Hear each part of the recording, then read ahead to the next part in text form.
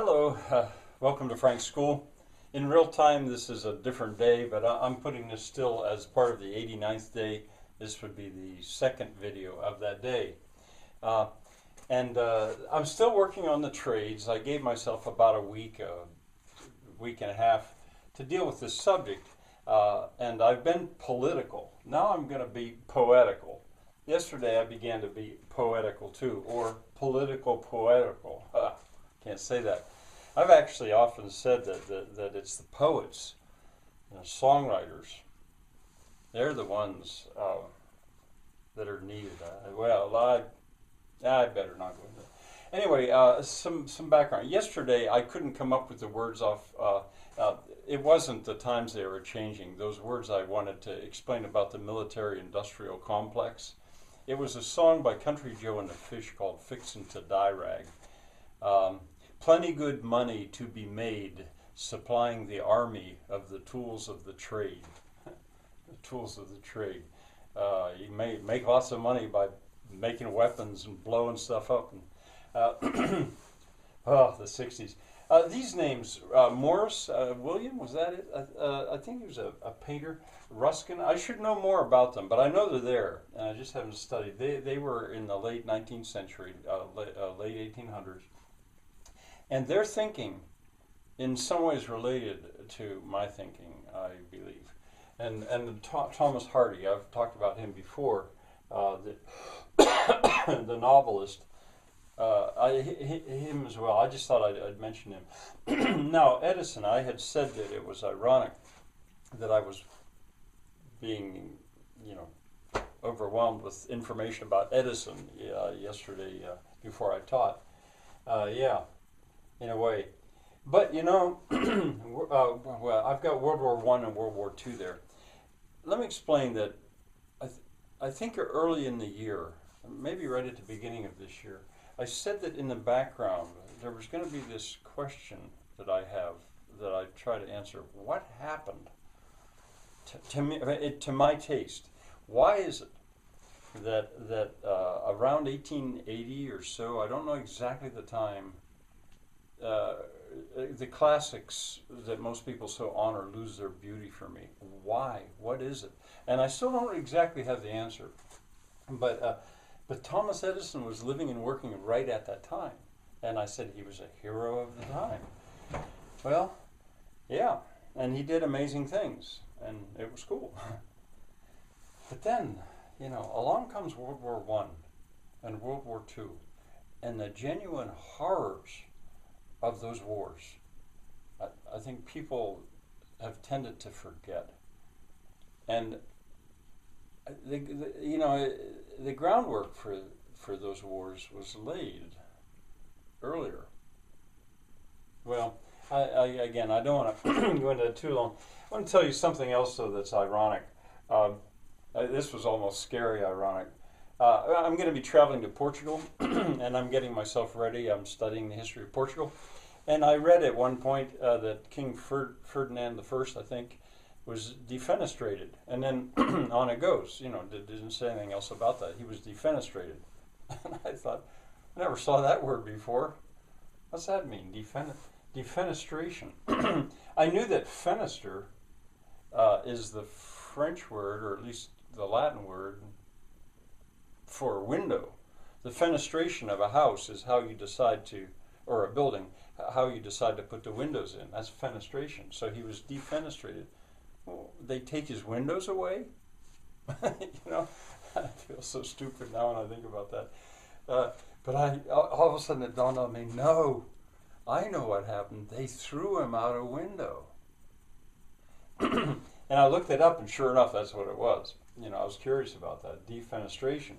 But then, what's ironic, is I'm reading on, and there were certain very famous defenestrations. Jezebel, maybe? Chopin's piano was thrown out a window, I guess. But anyway, one of them was this guy. Never heard of him. I don't even know how to say his name. Wouter van der Leyden. No idea. I'm just reading along. Say, And it happened in Leuven, Belgium. I also don't know anything about this stuff. Oh, I thought I had the year. Maybe I do.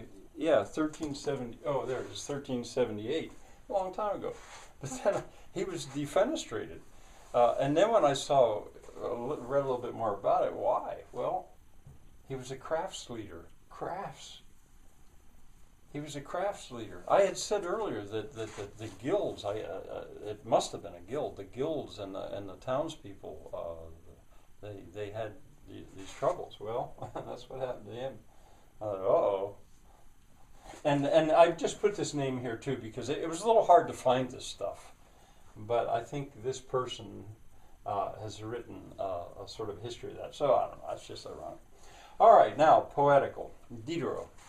I showed you how you could find it, myself reading it 3 years ago. And it worked. All you have to do is type in that number, 1.77.1, then I think look down and it said Sonnets or something. There I was. All right, now these other two, riddle. This one, I'm about to read it, and I don't know if I'm going to read the extra line. I purposely wrote an ugly line into my sonnet. The sonnet's supposed to have only 14 lines. And it works to read it without the line. I just put into that line all these words that I don't like, and I found that they're almost, in a sense, an enemy to the craftsman. I mean, it's a stupid selection of words, and I finally end up with the word dork, which is not quite a swear word, but almost. I mean, I don't know what it is now. You call somebody a dork, you might get in a fight. Anyway, it's a stupid line, but I guess I'll put it in there because the sonnet recovers. So I'll read it with the extra line. More to tell you about it. Noah marooned on an island. Oh, captain of power. Captain of power. I didn't write that down up here, but I think of Edison in a sense as a captain of power and the people at that time. I refer to Noah the tinker. Well, Tom the tinker was in this area. Tom the tinker. It's not exactly certain who he was, but he was a revolutionary. And in the Whiskey Rebellion, supposedly, well, a tinker is a craftsman. It's a craftsman who goes around from place to place. Usually, he's itinerant. Itinerant, and he repairs things, especially like pans and like a tinsmith, like dish buckets and stuff like that. A tinker. Well, Tom the tinker. Well, I call him Noah the tinker. Noah because he's on a mountain. As I said about Diderot, I really think you shouldn't have to talk too much about a poem. It ought to stand on its own. But I guess one other thing, and then to get you ready for, I love a line here at a certain. No, I'm not going to tell you about it. I'll tell you. Maybe I'll tell you at the end. Anyway, yeah, I'll have a little bit to say at the end. So here it comes, and I have to hold the book like this so I can see it well. The riddle of the craftsman and the extra line.